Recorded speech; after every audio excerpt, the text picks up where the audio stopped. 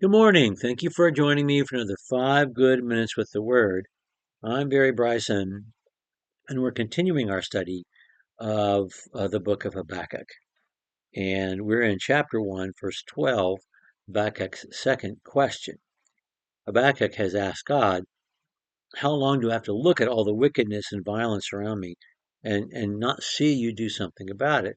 And God's answer is, I am doing something about it. I'm doing something about it right now. And I'm sending the Babylonians to destroy this country and to haul it into captivity. And he also said the Babylonians themselves are going to be judged guilty. But as we might suspect, the minute that the prophet understands that their punishment is not pestilence or something less drastic, less temporary than full destruction and captivity, when he realizes that that's a fait accompli, it's going to happen because God said it was, that he stopped listening and just to process. He's stunned. He's a duck that's been hit on the head with a stick. He didn't listen to that last line. So now he's got a second question, which is, what? How can you do that? They're worse than we are. So um, let's read verses 12 through 17. Actually, verses 12 through through 12 of chapter 1 through chapter 2, verse 1.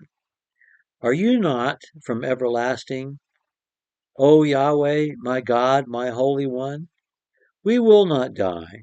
You, O Lord, have appointed them to judge, and you, O Rock, has established them to correct.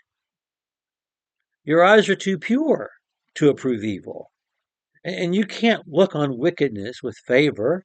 Why do you look with favor on those who deal treacherously? Why are you silent when the wicked swallow up the more righteous than they?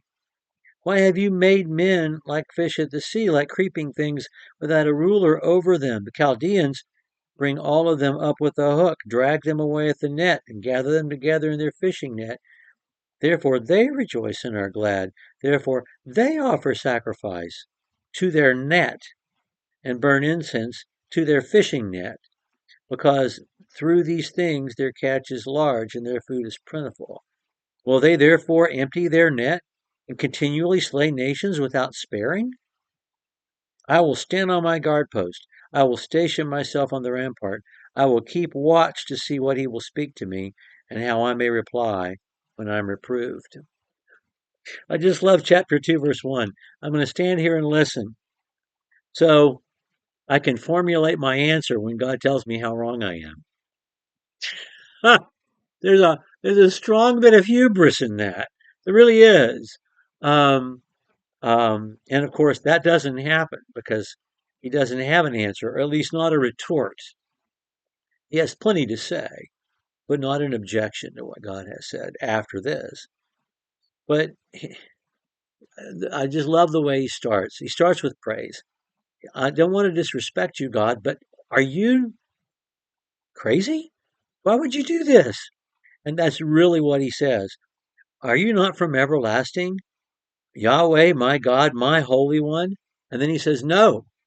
And it's almost like you want to hear God say, as Jesus said to Peter in Matthew 16, get behind me, Satan. You don't know what you're talking about. You have no part in this matter. And and and he's saying, no, you're wrong. You're wrong, God. It's not going to be that way. How can you say that? But he does.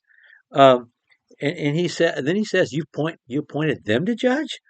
You can't look on evil. They're worse than we are. How can you?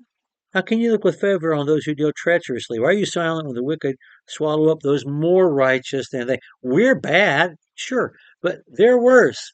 Well, are they worse?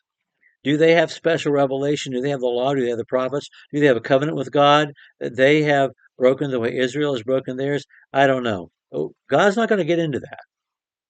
And so we're not going to get into that either.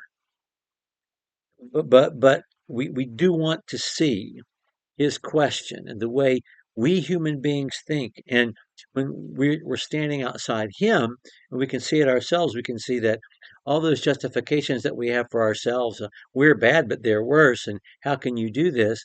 those don't hold water under any kind of scrutiny. And he's almost like Moses when he says, "Why did you bring them up out of the land of Egypt to do this to them?" The nations are going to see, and they're going to say nasty things about you. Joshua did the same thing after Ai. Think of your name among the nations. No one's going to fear you now that your people have been defeated. And he's saying, if you let this wicked people catch us in a net like this, and then not bless you or praise you, but bless their net, pray to their net. Um, you know, what's going to happen then? Well, God has already said, and he wasn't listening. Yes, I know this. That their strength is of themselves. Their God is their own strength, and they're guilty, and I'll find them guilty. And so he's already describing the Babylonians in a way that God had. I mean, he's describing them in the way God already has. And he's asking for a judgment that God has already promised because he didn't listen the first time. Um, but God will elaborate, and we'll listen to his elaboration, his answer in chapter 2, verse 2. Thank you for joining me for another 5 good minutes with the Word.